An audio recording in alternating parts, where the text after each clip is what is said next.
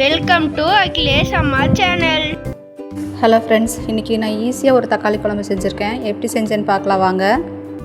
முதல்ல ஒரு 10-15 சின்ன வெங்காயம், கருவேப்பிலை, ஒரு 6 தக்காளி, இது எல்லாத்தையுமே எடுத்து கழுவி கட் பண்ணி வச்சுருக்கேன். அது எல்லாத்தையுமே நான் இப்போ குக்கரில் சேர்த்துக்கிறேன். இப்போ கொஞ்சமாக மஞ்சள் தூள், தேவையான அளவுக்கு உப்பு சேர்த்துக்கிறேன். கூடவே 2 ஸ்பூன் சாம்பார் தூளும் 1/2 ஸ்பூன் மிளகாத்தூளும் சேர்த்திக்கிறேன். கூடவே கொஞ்சமாக தண்ணியும் சேர்த்திக்கிறேன். நல்லா கலந்து விட்டதுக்கப்புறமா குக்கரில் விசில் போட்டு 4 to 5 விசில் விட்டு எடுத்துக்க போகிறேன். ரொம்ப டயர்டாக இருக்கும்போது இந்த மாதிரி ஒரு தக்காளி குழம்பு செஞ்சிட்டோம்னா டக்குன்னு வேலை முடிஞ்சிடும். அதே சமயம் டேஸ்ட்டும் சூப்பராக இருக்கும்.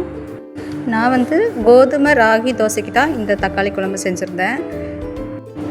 இந்த தோசைக்கு நான் 1 கப் அளவுக்கு முழு கோதுமை, 1 கப் அளவுக்கு ராகி, 1/2 கப் அளவுக்கு அரிசி, 1/2 கப் அளவுக்கு முழு உளுந்து, இதையே நல்லா களைஞ்சிட்டு ஒரு 6 to 7 மணி நேரம் ஊற வச்சுருந்தேன்.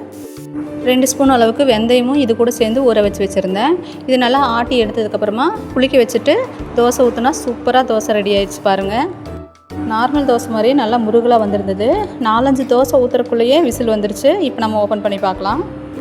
தக்காளி நல்லா வெந்துருச்சு. இப்போது நம்ம இது கடுகு, உளுந்து பருப்பு போட்டு கருவேப்பிலை போட்டு ஒரு தாளிப்பு கொடுத்துடலாம். தண்ணியை நல்லா வடிச்சிட்டு மத்து வச்சு கடைஞ்சி எடுத்துட்டோம்னா தக்காளி குழம்பு சூப்பராக ரெடி ஆயிரும். இந்த ராகி கோதுமை தோசைக்கு இந்த தக்காளி குழம்பு சூப்பராக இருந்தது. நீங்களும் உங்கள் வீட்டில் ட்ரை பண்ணி பார்த்துட்டு எப்படி இருந்ததுன்னு சொல்லுங்கள். எப்போவுமே நார்மல் தோசை செஞ்சு சாப்பிட்றதுக்கு பதிலாக இந்த மாதிரி வெரைட்டியாக செஞ்சு கொடுத்தா குழந்தைகளும் சூப்பராக சாப்பிடுவாங்க. நம்மளுக்கு குழந்தைகளுக்கு ராகியும் கோதுமையும் சாப்பிட வச்ச திருப்தி கிடைக்கும். ஓகே ஃப்ரெண்ட்ஸ், இந்த வீடியோ பிடிச்சிருந்தா ஒரு லைக் கொடுங்க. என் சேனலையும் சப்ஸ்கிரைப் பண்ணிக்கோங்க. அடுத்து ஒரு நல்ல வீடியோவில் பார்க்கலாம் ஃப்ரெண்ட்ஸ். பாய் பாய்.